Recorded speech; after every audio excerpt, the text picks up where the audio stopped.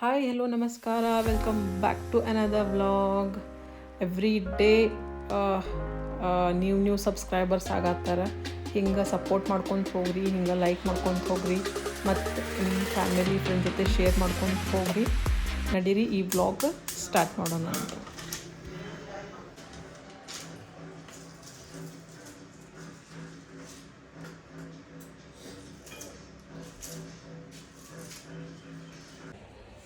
ನಾನು ಅಲ್ಲೇ ಕುಂಡಾಕಿದ್ದೇನೆ ರೀ, ಇಲ್ಲೇ ಕೊಡ್ತೇನೆ ರೀ ನಾನು.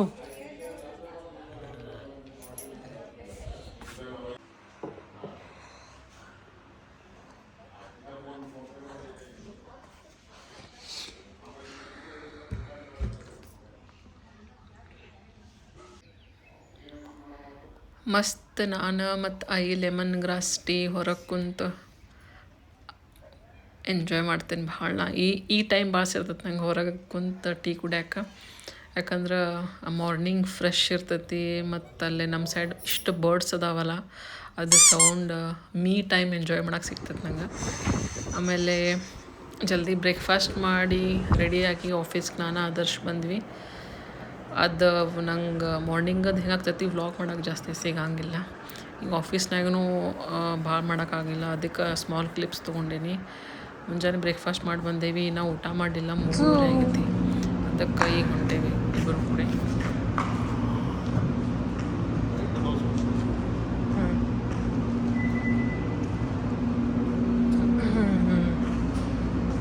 ಈಗ ಕಂಟಿನ್ಯೂ 3-4 ಡೇಸ್ ಆತ ನಾನು ನಮ್ಮ ಅಪ್ಪಿ ಕೂಡಿ ಬರತ್ತೇವಿ ಆಫೀಸ್ಗೆ. ಚೆನ್ನಾಗಿ ವ್ಲಾಗ್ ಮಾಡೋಕ್ಕಾಗತ್ತಿಲ್ಲ. ಮುಂಜಾನೆ ಹೋಗುವಾಗ ಅಷ್ಟು ಒಂದು ಸ್ವಲ್ಪ ಲಿಫ್ಟ್ನಾಗ ಆಗ್ತಿ, ಆಮೇಲೆ ಒಂದು ಸ್ವಲ್ಪ ಫ್ರೀ ಟೈಮ್ ಇದ್ದಾಗ ಅಲ್ಲಿ ಆಫೀಸ್ನಾಗ ಮಾಡೋಕ್ಕಾಗ್ತಿ, ಇಲ್ಲಾದ್ರೆ ಆಗೋದೇ ಇಲ್ಲ. ಈಗ ಮುಗಿಸ್ಕೊಂಡು ಹೊಂಟೇವಿ. ಊಟದ ಟೈಮ್ ಆಗೈತಿ, ಈಗ 4 ಆಗೈತಿ, ಇನ್ನೂ ಊಟ ಮಾಡಿಲ್ಲ ಇಬ್ಬರು ಮಂದಿ. ಈಗ ಹೊಂಟೇವಿ. ಆಫೀಸ್ ಬಂದೆ ಅಂದ್ರೆ ಒಟ್ಟು ಟೈಮ್ ಸಿಗೋಂಗಿಲ್ಲ ಕರೆಕ್ಟಾಗಿ ಏನು ಮಾಡೋಕೆ. ಮನೆಯೊಳಗೆ ಒಂದು ಸ್ವಲ್ಪ ಏನಾರ ಮಾಡ್ಬೋದು.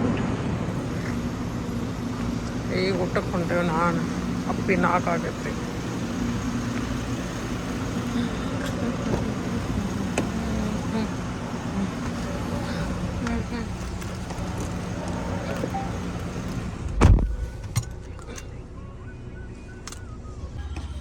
ಊಟಕ್ಕೆ ಹೊಂಟಿದ್ವಿ, ಮತ್ತು ಅಲ್ಲೇ ನಂಗೆ ಪಾನಿಪುರಿ ಕಂಡಿತ್ತು.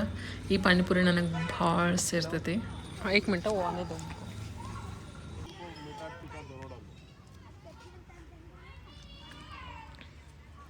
ಮಸ್ತ್. ಈ ಪಾನಿಪುರಿ ಒಂದೊಂದು ಪ್ಲೇಟ್ ತಿಂದು ಆಮೇಲೆ ಹೋದ್ವಿ.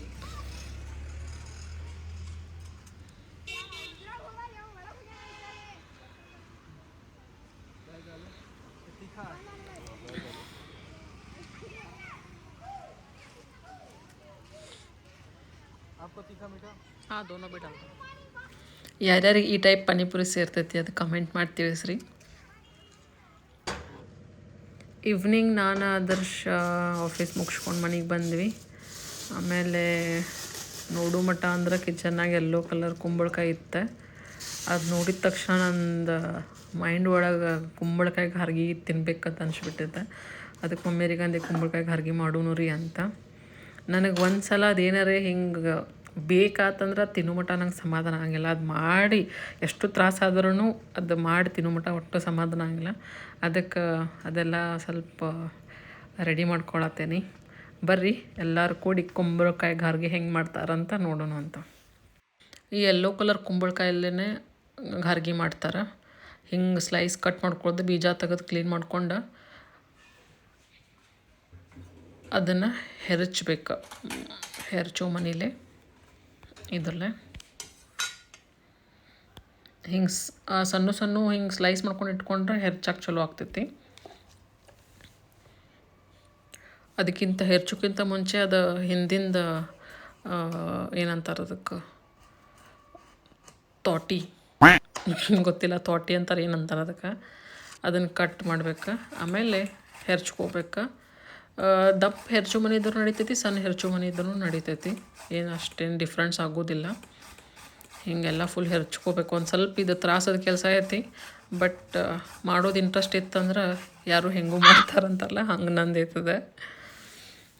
ನಂದು ಸ್ವಲ್ಪ ಹೆರ್ಚು ಮನೆ ಸ್ವಲ್ಪ ಮೀಡಿಯಮ್ ಸೈಜ್ ಐತಿ, ಕರೆಕ್ಟ್ ಐತಿದೆ. ಸೊ ಹಿಂಗೆ ಮಾಡ್ಕೊಂಡು ಆಮೇಲೆ ಬೆಲ್ಲ ಅದನ್ನು ಫುಲ್ ಜಜ್ಕೋಬೇಕು. ಜಜ್ಕೊಂಡು ಅದನ್ನು 2 ಪ್ಯಾನ್ ಇಟ್ಕೊಂಡೆ ನಾನು. 2 ಪ್ಯಾನ್ ಇಟ್ಕೊಂಡು ಒಂದತ್ರಾಗ ಏನು ಮಾಡ್ತೀನಿ, ಬೆಲ್ಲ ಕರಗಿಸ್ಕೋಬೇಕು ನಾನು. ಮತ್ತೊಂದ್ರಾಗ ಒಂದು ಪ್ಯಾನ್ ಒಳಗೆ ತುಪ್ಪ ಹಾಕ್ಕೊಂಡು ಅದು ಹೆರಚಿನ ಕುಂಬಳಕಾಯಿನ ಸ್ವಲ್ಪ ಬೇಯಿಸ್ಕೋಬೇಕಾಗ್ತೈತಿ. ಬೇಯಿಸ್ಕೊಂಡು ಆಮೇಲೆ ಹಿಂದಿನ ಇದ್ರೊಳಗೆ ಬೆಲ್ಲ ಮತ್ತು ನೀರು ಹಾಕಿ ಅದು ಮೆಲ್ಟ್ ಆಗಕ್ಕೆ ಇಡಬೇಕು.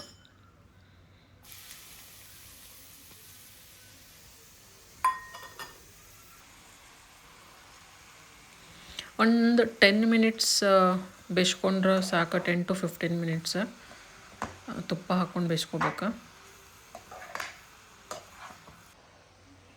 ನಾನು ಯಾವುದೂ ಹಿಂಗೆ ಅಳತಿ ಅಂತ ಹಿಂಗೆ ಮಾಡಿ ಹಾಕಂಗಿಲ್ಲ. ಎಲ್ಲ ಸ್ವಲ್ಪ ಹಿಂಗೆ ಅಂದಾಜ್ನಾಗ ಹಾಕ್ತೇನೆ. ನಂಗೆ ಅದು ಅಂದಾಜದ ಲೆಕ್ಕ ಹತ್ತೈತಿ. ಅಳತಿ ನಂಗೆ ಅದು ಮೆಜರ್ಮೆಂಟ್ ಯಾವುದು ಮಾಡಿ ಹಾಕಂಗಿಲ್ಲ. ಅಂದರೆ ಇಷ್ಟಕ್ಕೆ ಹಿಂಗೆ ಸ್ವೀಟ್ ಆಗ್ತೈತೆ ಅಂತ ನಂಗೆ ಅದು ಐಡಿಯಾ ಇರ್ತೈತಿ. ನಾ ಅದೇ ಟೈಪ್ ಹಾಕ್ಕೊಂಡಿರ್ತೀನಿ ಬೆಲ್ಲ. ನಿಮಗೆ ಗೊತ್ತಾಗಲಿಲ್ಲ ಅಂತಂದ್ರೆ ಮೆಜರ್ಮೆಂಟ್ ಮಾಡಿನೂ ಮಾಡ್ಕೋಬೋದು. ಈಗ ಅದು ಬೆಲ್ಲ ಗಟ್ಟಿ ಐತೆ, ಎಷ್ಟು ಹೊಡೆದ್ರೂ ಇದಾಗಲಿಲ್ಲ. ಅದಕ್ಕೆ ನಾನು ನೀರು ಹಾಕಿ ಅದನ್ನು ಪಾಕ ಮಾಡ್ಕೊಳತ್ತೀನಿ. ಅಲ್ಲಿ ಮಟ್ಟ ಇದು ಚೆನ್ನಾಗಿ ಹಿಂಗೆ ಬೇಯಿಸ್ಕೋಬೇಕು.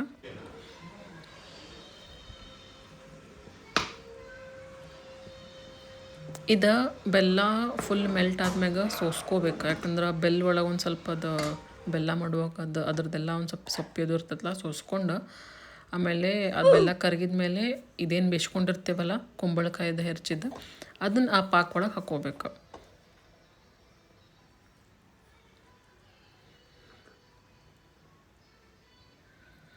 ಪಾಕ ಒಳಗೆ ಇದೆಲ್ಲ ಹಾಕ್ಕೊಂಡು ಚೆಂದಂಗಿ ಅದನ್ನ ಕಲಿಸ್ಕೋಬೇಕು. ಅಂದ್ರೆ ಅದು ಕುಂಬಳಕಾಯಿ ಆ ಬೆಲ್ಲದ ಪಾಕ ಫುಲ್ ಅದು ರಸ ಅಬ್ಸಾರ್ಬ್ ಮಾಡ್ಕೋಬೇಕು.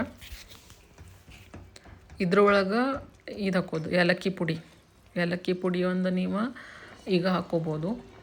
ಮತ್ತು ಒಂದು ಸ್ವಲ್ಪ ಉಪ್ಪು ಬೇಕು, ಯಾಕಂದ್ರೆ ಸಪ್ಪಗೆ ಆಗ್ಬಿಡ್ತೈತಿ. ಉಪ್ಪು ಹಾಕಬೇಕು, ನೀವು ನೋಡ್ಕೊಂಡು ಹಾಕ್ರಿ ಉಪ್ಪು.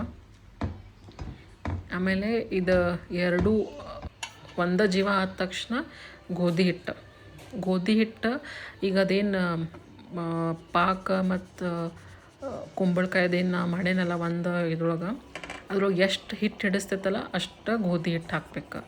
ಒಂದು ಕಡೆ ಹಾಕ್ಕೊಂತಾನ ಇನ್ನೊಂದು ಕಡೆ ತಿರ್ಸ್ಬೇಕು, ಅಂದ್ರೆ ಗಂಟು ಆಗ್ತಾವ. ಅದಕ್ಕೆ ಸ್ಲೋಲಿ ಸ್ವಲ್ಪ ಹಾಕ್ಕೊಂತಾನ ಅಳಗಾಡ್ಸ್ಕೊತಿರ್ಬೇಕು.